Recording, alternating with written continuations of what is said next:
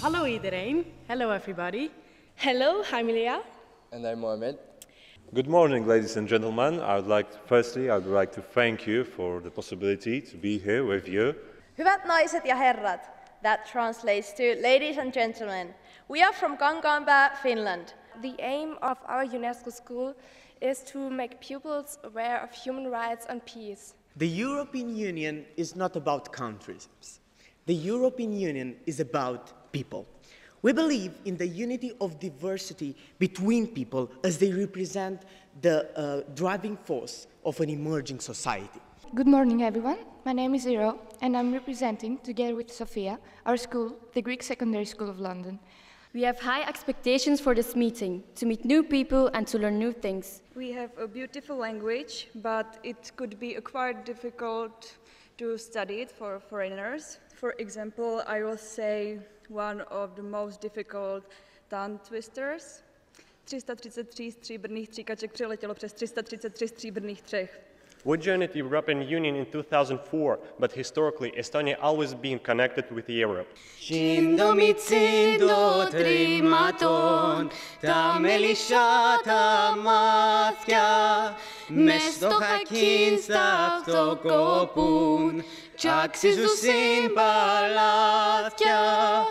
Malta, an island situated in the heart of the Mediterranean, with one of the smallest areas and populations in Europe. This year, on the 11th of March, we celebrate the Day of Restoration of Independence of Lithuania. Well, not very much time has passed.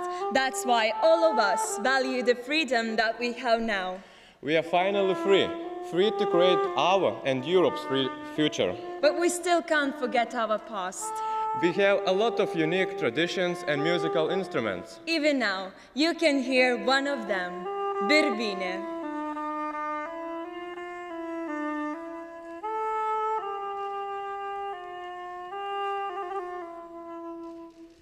Thank you.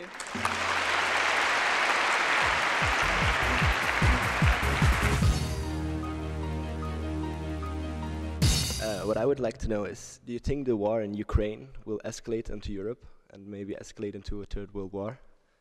Nils from Sweden, and I'm wondering how should Europe handle Russia to avoid an escalation of the conflict? And only you remember Turkey has repeatedly broken laws in Cyprus, recently with Barbaros ship and Naftex. And of course, the most importantly, the occupation which occurred in 1974, taking 37% of the soil. Do you believe the EU role in this subject in an international level is enough? And how do you think this influences the Turkish prospect of being in the European Union in the future? I have a question, since all this war is going on in Ukraine and also in the North Africa and the Middle East, and there are a lot of war refugees coming now to Europe, and especially the war refugees from the North Africa and Middle East usually don't know the language and don't have the education really to find their place in the society in Europe. And of course, in my opinion, the thing that European Union should do is to keep those people there. You know, everybody should stay, or at least would have to live happily in their country. And how can you assure that all this crisis can come to an end and that European Union won't have to cover so many refugees that is doing right now? My question is about Euroscepticism, and because as the time goes by, more and more countries become homes of Euroscepticism. I feel that our bond is not strong enough, and we saw it from the elections last year. My peers in my country do not feel this union strong. We are a country, we are a divided country, and we have to give our passport to go to the northern part of the island. And I believe that there are other countries that they believe and they feel that this union is, they do not have enough support from other member states. And I believe that Euroscepticism is the root of many problems. What we should expect from you? What will you do to make this militancy stronger? I would like to ask, will there be an European army in the future? It is said that the new left-wing government, Greek government, is the result of the growing tension among the Greeks in terms of the austerity. So I would like to know to what extent you think the austerity is the only solution to the Greek economic crisis, and if austerity should be implemented even in the cost of the public sector and the welfare state. Is the EU going to focus more on its external action in the future, especially in regards to development? In Hungary, the Prime Minister, Herr Orban, is abusing his two-thirds seats in Parliament for his own personal gains, and in so doing he is squeezing out the democratic rules. I'd like to know, what does the European want to do about this situation in Hungary? In Cyprus, as you know, a natural gas has found. I would like to know whether this resource will help European Union and in what ways. I'd like to know your opinion about the German government politics with respect to the Greek debt and the conflict between these two economic politics of German and Greek. Do you consider ISIS to be a threat to European cities and European citizens? Do you think that the education system in European countries should be standardized, make more similar, or no? Do you consider the rising amount of religion, especially Muslim extremists, as a real danger for Europe? And what steps would you take to avoid the real problem? I would like to tell you that the Greeks, just like us, are migrating all around the world, looking for a better future. Do you think that this situation could change if Greece goes back to its old currency? What are European programs to help South Europe with immigrants?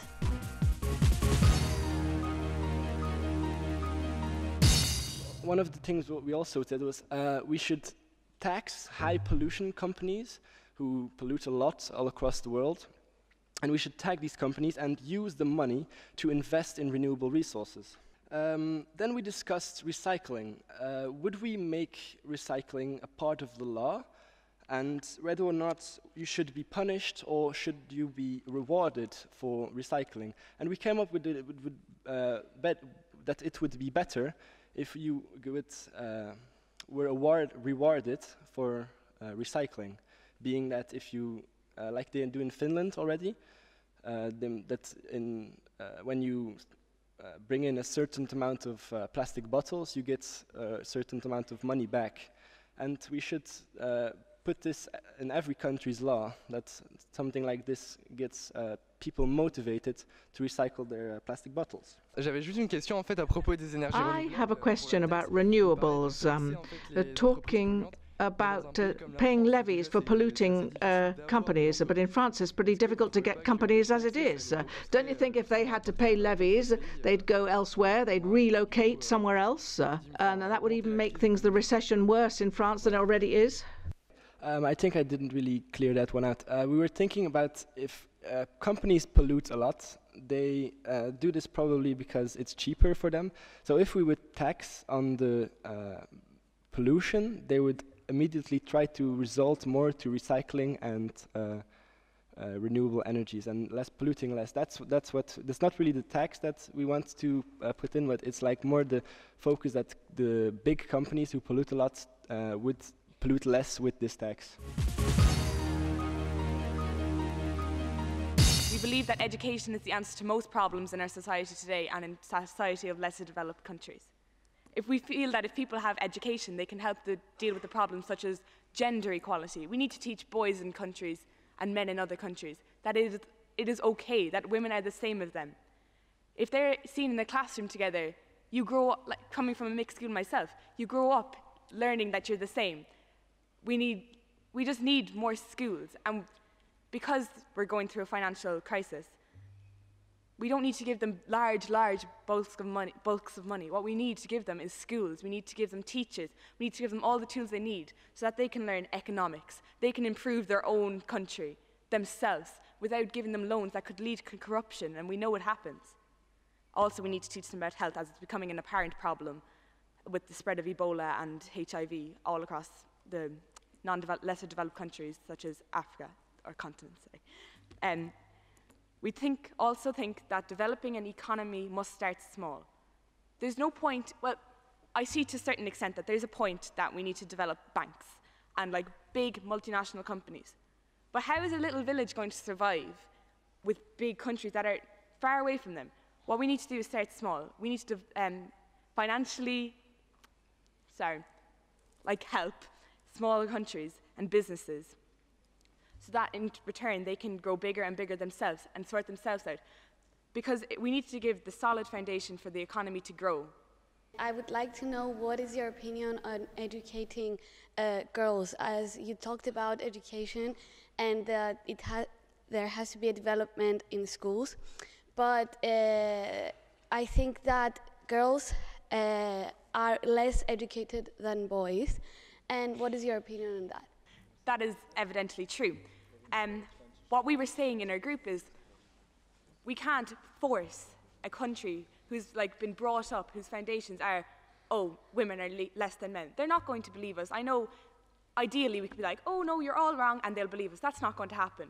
But what we were saying is, if we created schools especially for girls, and I know that's still segregating them, but you need to start small and grow big. Because I feel like people wouldn't have as much a problem sending their girls to a school that boys don't go to. But girls are still finding education. They can grow, they can become stronger, more powerful. And then from that, themselves, I think they could do what we did some 100 years ago and work it out for themselves as opposed to us forcing it on someone, because it's going to have a negative impact and people aren't just going to listen.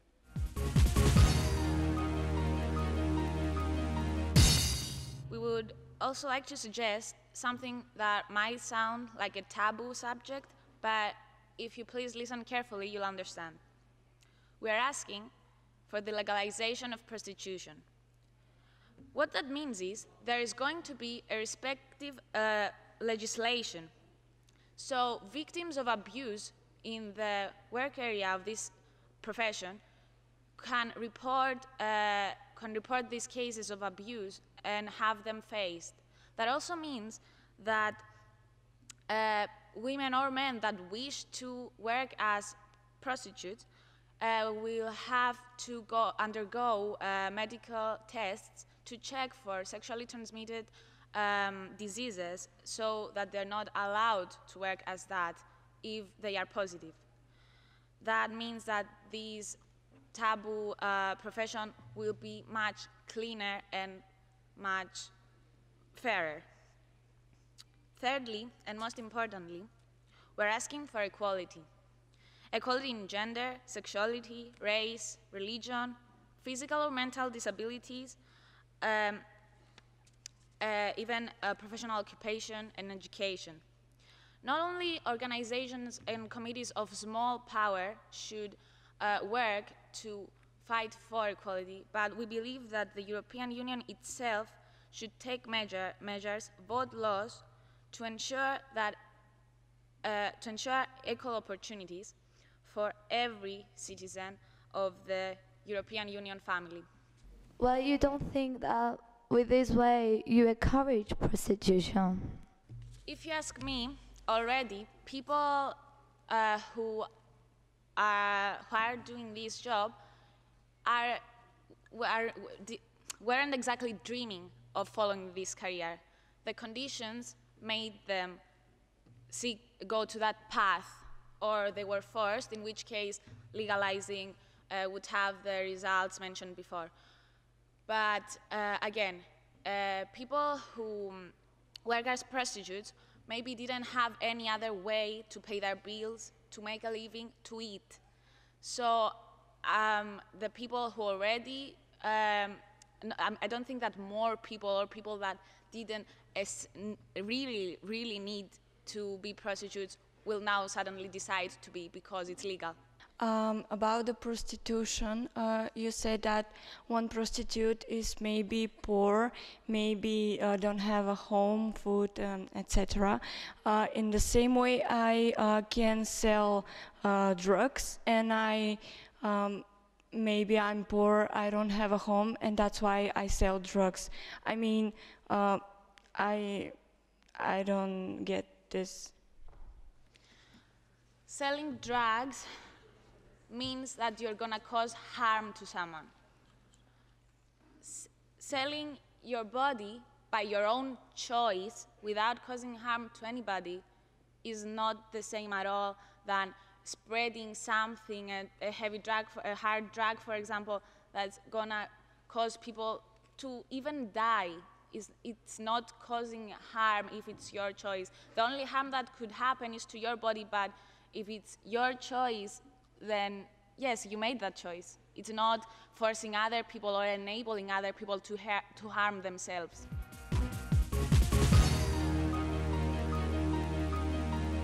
It was clear to us that social media perform an important role in getting us informed, even though they're not always trustworthy. Then we have pointed out that news and the internet sometimes promote nationalism rather than European unity by putting the blame on the European partners. We also talked about the need for motivating people not only to get informed, but also to get involved. The role of education in this case is very important. We have also discussed the results from the poll we did in the morning. In the first question, the large majority of the students claimed that the school does not provide enough information about European Union. However, it is clear that still information is available to us. We therefore came to the conclusion that we do have ways, at least technical, to get informed, but we lack the willingness to get informed. Yet again, it is not only a matter of consumption of information, it is about our own personal stance. We need to change our way of thinking. We need to have a critical way of thinking. The role of education is once again significant in raising awareness and motivating people to be more active citizens. Last but not least, we mentioned that an active citizen would try by himself or herself to get informed by various sources of information, not only national, but also foreign, so that he or she could be a citizen of the global community. After all, getting informed lies in our own hands. Today we've heard also about Lampedusa problem and migrations from Africa through Italy and all the Mediterranean Sea countries. I think that European Union should organize some kind of legal transfer organization, an organization which could take care of legal transports with all the needed goods to refugees, so refugees could get safely, rather than organizing search and rescue teams for them, as we always hear about a few hundred people. I may say, in a week's time, a few hundred people may die on the Mediterranean, and some of them we don't hear about it. We also mentioned a few problems. We mentioned some kind of ghetto problems, because when someone migrates to the country, they always stick together. They made some kind of districts, like we always know in New York there's Little Italy, Chinatown, and so on.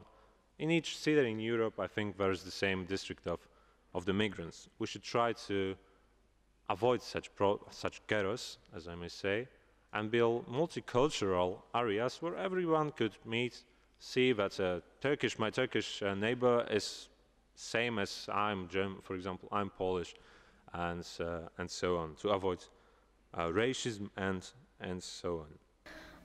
I just wanted to say that multiculturalism is a good thing, as you said, but some immigrants tend to feel lonely when they move to another country.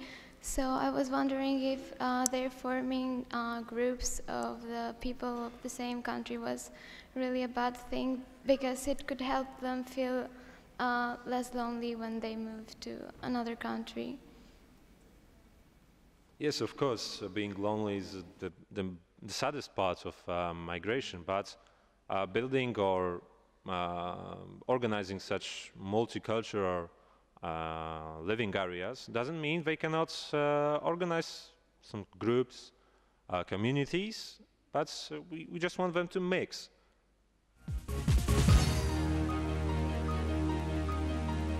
Now, secondly, we're speaking about education. We think that education has two major problems that cause unemployment. First problem is the fact that educational system in most of the countries is old. And second of all, the educational system is usually not fitted on today's needs, meaning that most of the people or most of the universities, let's say so, have a large number of students on matters that are not needed in today's society. So therefore, we believe that making the school systems around Europe similar would lead to a greater recognition of everyone's capacities and would somehow increase the mobility around Europe. And also regarding this mobility, we believe that we should totally encourage this, as people may not be able to find a job in their countries on their field, but they may find a job in neighbor countries through projects like Erasmus or Erasmus+. Also, organizing the opportunities would be a lot simpler through a great site that would show exactly what are the job opportunities, what are the internships, the trainings, the volunteering spaces, the language lessons, and so on and so forth, all the kind of workshops that are needed to make the youth more employed. You talked about just one school system for the whole EU, and how would you manage this? Because every single state would say our school system is the best. Thank you. I fully agree with you. There was also somehow heated debate on this matter in our committee, but we believe that the best school system will not be decided by each country, but would be decided by an organization from the EU that is capable to do that. Also, we believe that every educational system from each country has some good points and some bad points. Therefore, we still believe that no country could apply exactly the school educational system, but we believe that the main points, the basic classes should be taught around the EU in order to increase that mobility and to ensure that at least the youngsters have some sort of a basic job.